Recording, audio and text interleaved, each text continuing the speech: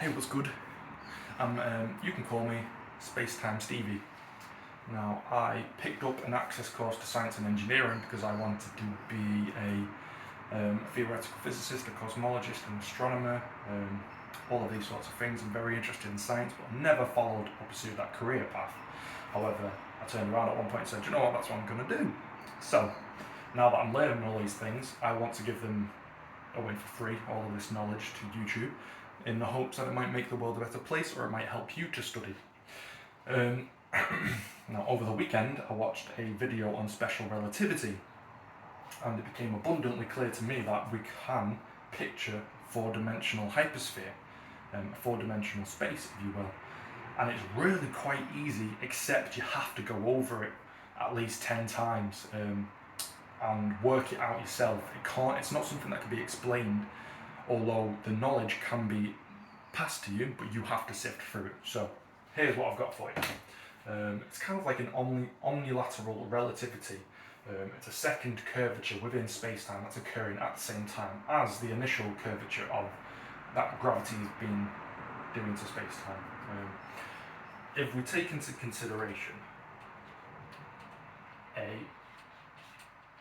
point of energy, any given energy, within space-time, and we use that as the reference point from the Big Bang onwards. Now, what we see when we look out into the stars nowadays is the particle horizon, which is the point of which light has not entered into the observable universe in that time frame yet.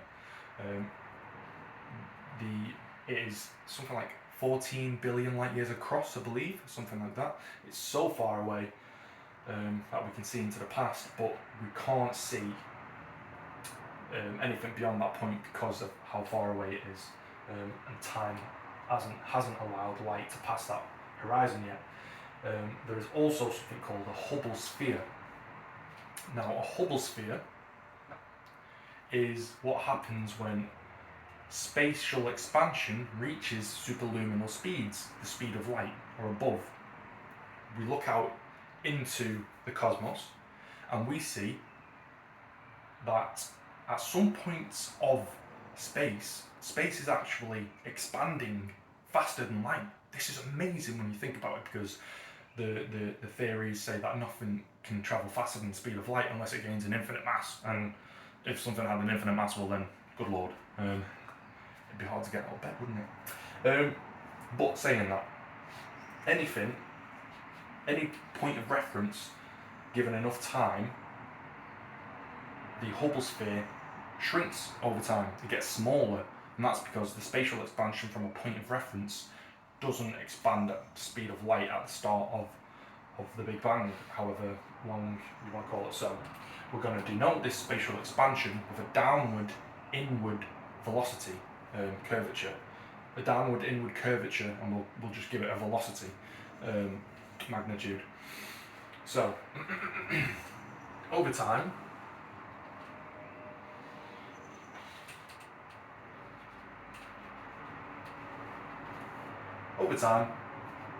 a point of reference will eventually reach a spatial inward-downward velocity, we'll give it, rather than expansion.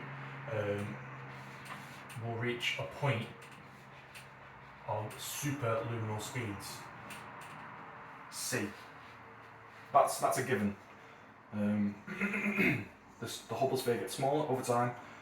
Eventually, spatial expansion will happen at superluminal speeds.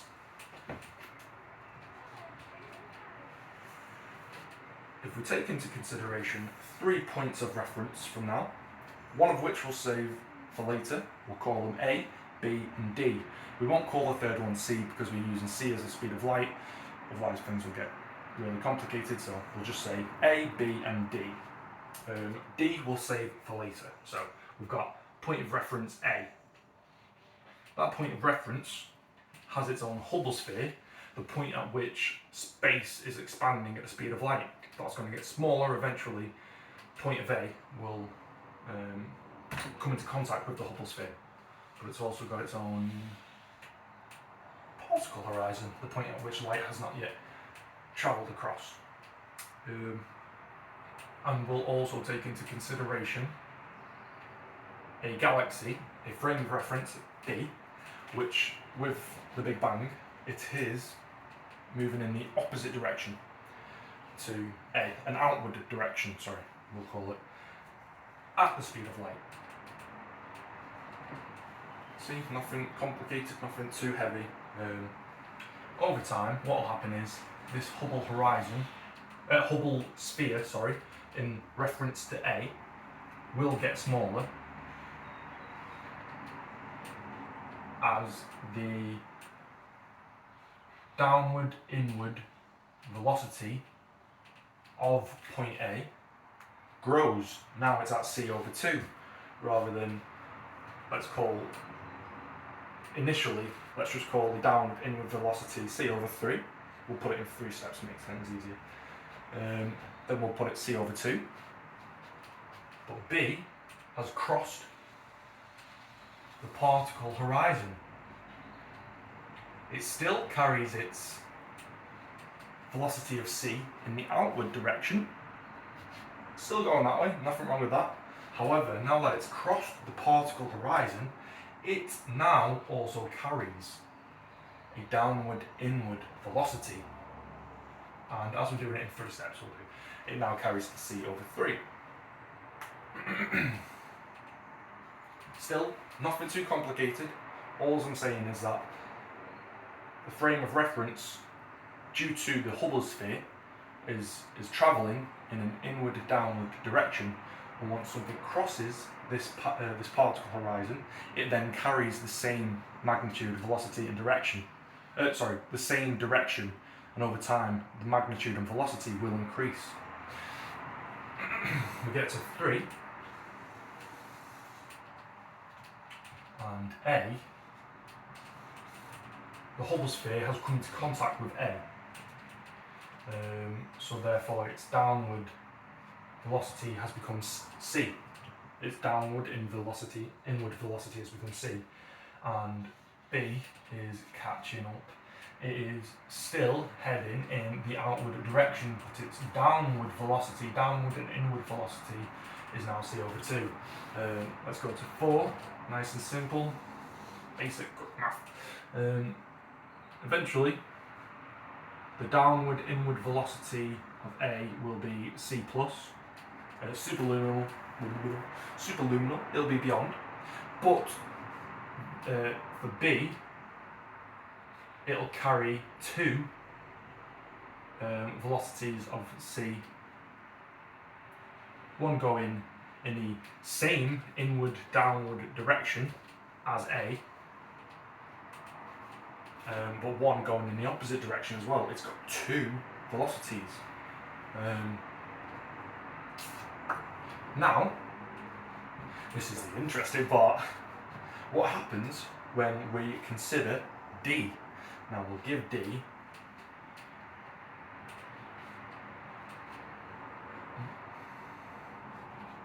its own frame of reference, and it's just begun its spatial expansion. We'll say it's downward and inward velocity. It's now going down, and what it observes is B travelling. It doesn't observe this because it's not crossed the particle horizon yet. But what we observe is B and C are moving in the outward direction relative to D, and we know that this is possible because as we look into the cosmos, we've seen that galaxies are moving apart from each other just as much as they're moving apart from us relative to us. And this is because spatial expansion, Hubble's constant. But we're going to call it the inward-downward velocity. So, go to 6. What happens is D now has a downward velocity of c over 2, but it's also B has crossed D's particle horizon. So now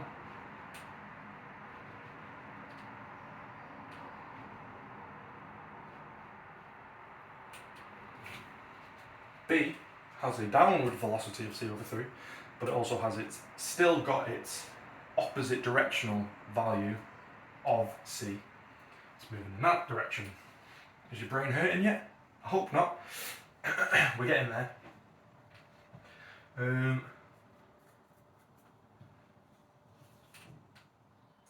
Here comes the shebang. Right, consider when B previously had a downward velocity of c over 3 relative to A. Now, its second velocity was in the opposite direction relative to D's hypersphere here. Sorry, I shouldn't say hypersphere yet. Its second velocity was in the opposite direction here, but its downward velocity was c over 3 here. A. Oh, crap, I put c there, didn't I? I always do that. My bad. A is still travelling at an outward direction relative to D at luminal speeds. But over here, we can see that A